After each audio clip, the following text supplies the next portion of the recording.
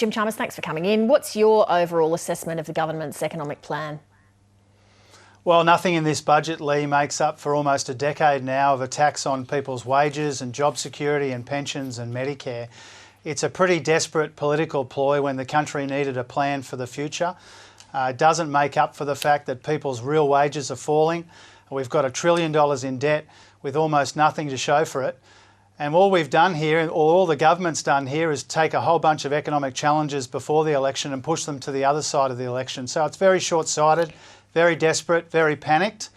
And I think the country deserved much better. I didn't interrupt you because it was your first answer, but nothing to show for it. I mean, when you look at what's happened around the world in the past 2 years, Australia has come out economically in a stellar position compared to almost every country in the world, and it's come out with better COVID outcomes than almost every country in the world. Doesn't the government deserve some credit for that?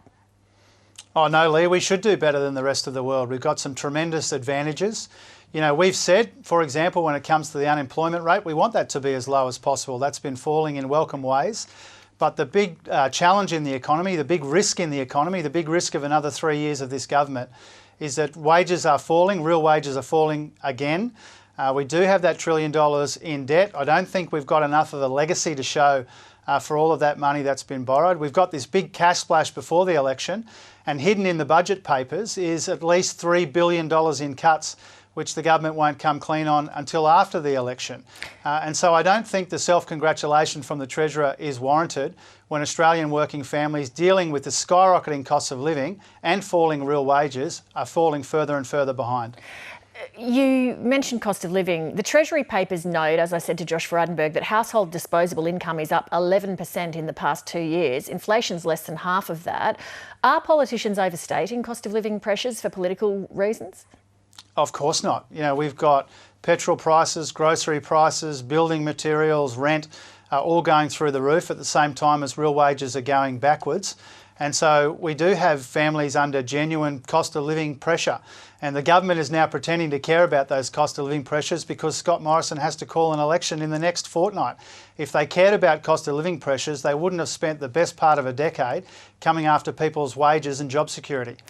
The government's cutting the fuel excise immediately with a plan to return it to normal in 6 months. Firstly, do you back it? And then secondly, if you're in government, will you put it back to normal in 6 months' time, even though you will no doubt then be accused of slugging Australians with higher petrol prices? I think that's part of the motivation from the government, frankly. I think they're taking a challenge from one side of the election and pushing it to the other side of the election. You know, clearly we're not going to stand in the way of cost of living relief for working families whose real wages are falling. We've foreshadowed that for some time, that we won't be standing in the way of that cost of living relief.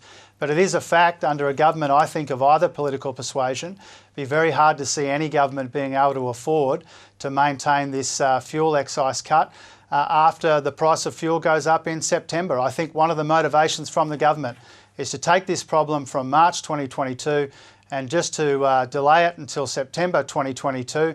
There'll be some cost of living relief in the interim, but there'll be a difficult period when prices of fuel goes back up. You might have heard me point out to Josh Frydenberg that Treasury is warning that the inflation risk to Australia is on the upside. Do you generally think that it's economically prudent for the nation to have government spending so high at the moment? I think it's the quality of spend that matters when it comes to inflation. That's why our economic plan, which is all about dealing with skills shortages, investing in the digital economy, cleaner and cheaper energy, a future made in Australia, all of these sorts of issues, childcare reform to make it cheaper and more accessible. It's all about growing the economy strongly without adding unnecessarily to those inflationary pressures. But sorry to interrupt, but that is literally what the Treasurer just said, almost the exact same sort of form of words about... They don't have a plan, Leigh, that goes beyond the May election. This is the most short-sighted budget in memory. It has a shelf life of about 6 or 7 weeks. That's how the government intended it. We've got a genuine plan for a better future, which strengthens the economy without adding to those inflationary pressures. We recognise that there's a need for cost of living relief in the near term. So as Treasurer, would you be looking to reduce that spending as a percentage of GDP figure? I've said before, Leigh, and I mean it, and my view's been reinforced tonight, the quantity of spending does matter, obviously, but what matters more is the quality of that spending. We've had almost a decade now of rorts and waste and mismanagement, money that would have been better invested in the future growth of this economy and in more opportunities for more people. So I'd like to reprioritise the budget. I've already pointed to a few areas where the waste could be trimmed, and so that we could get some of this investment, because the quality of spending is what's been missing. There's been money spraying around for the best part of a decade now. The government's racked up $1 trillion in debt, a big chunk of that before the pandemic, but we haven't had that value for money for Australians, and that's what I'd like to change. Jim Chalmers, thanks for your time this evening. Thank you, Leigh. Hi, I'm Leigh Sales. Thanks for watching this story. If you'd like to watch more of 7:30's stories, they are on the left of your screen.